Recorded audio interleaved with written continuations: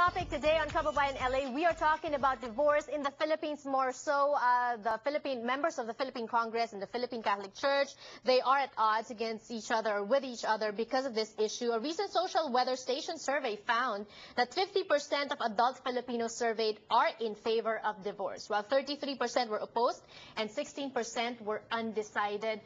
Father, I know this makes you feel sad because a lot of people now think that it's okay to divorce. But because there's so many issues within a marriage also that people don't know how to contend with. And earlier, before the break, we talked about, those that are stuck in loveless marriage or those that are in abusive relationships and those that are in a marriage and they can't really understand each other or they fell out of love.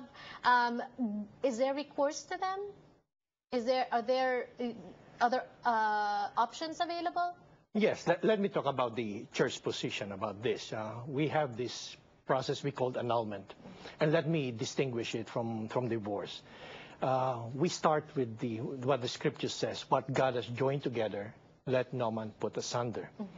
Now, and so that's the basic principle. And so we want to make sure if this couple really were joined by God. And so in the church, we have the process called annulment, where we study the case. And if the church authorities find out that these two couples were not joined together by God, and there's a long process, then the church declares their marriage as annulled. It's as if saying, you are not married after all, therefore you are free to marry. But this complicates things when you have kids. What happens to the kids now? How do you consider the kids of a marriage that has been annulled?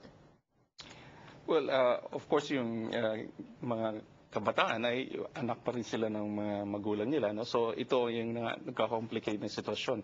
But ang pinag-usapan naman dito ay yung parents, union ng yung parents na may mag-asawa. No? So kung ma-annul yun, so it's a recognition na from the beginning wala silang marriage, no? So yeah, it's okay. And so yes, go ahead. It should be very clear also. Marami kasi mga lalo na kababayan nating Pilipino, ayaw namin humingi ng annulment dahil what happens if our marriage gets annulled? Does that mean our children will be illegitimate? Yes. No, the answer is no. Okay. They are still your children. He is the father, you are the mother.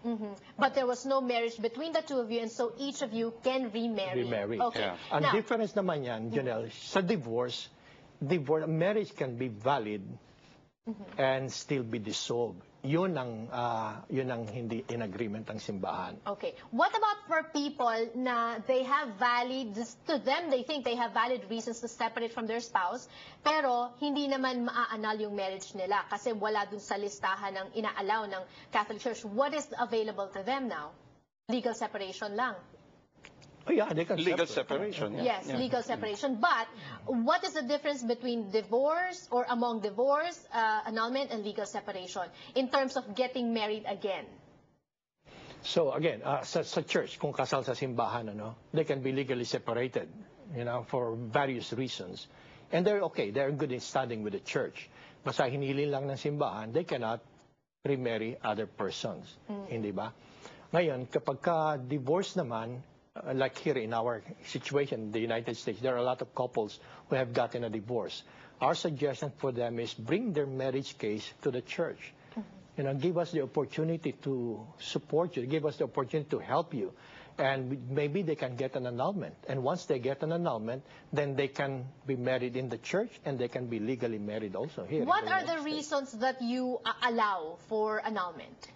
Ang mga reasons like yung irreconcilable differences, no?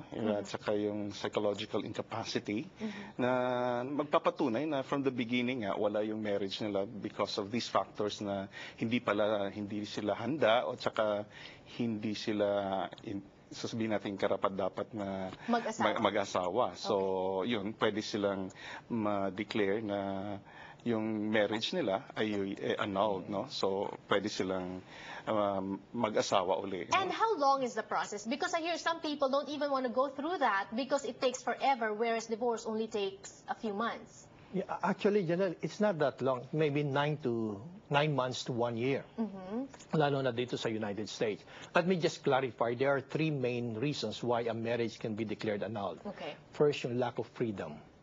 And how is that defined? Halimbawa, for example, a good example, yung tinutukan ng baril.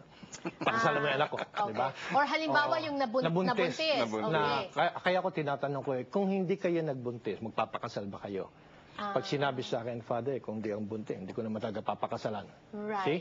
Napilitan na lang, that's freedom. Pangalawa, you may be free to marry, but you may not have the basic understanding of what a marriage should be. Okay. For example, it's for life, you're open to procreation and so on. And thirdly, you may be free, you may know the basic principles of marriage and yung properties ng marriage, but if you do not have the capacity Okay. to be responsible. Yeah, we'll discuss that later when we need to pause for a few reminders, but I want you to expound on you may have the freedom, but you don't understand what you're getting into. Because it's impossible, especially if you get married in church, because you go through a seminar, correct? Correct. And then that third reason, which is you're not capable of getting married, and that's where a psychological incapacity comes in. And some people don't want to sign that they are psychologically incapacitated to get married. We're going to be talking about that when we return on the show. Very interesting.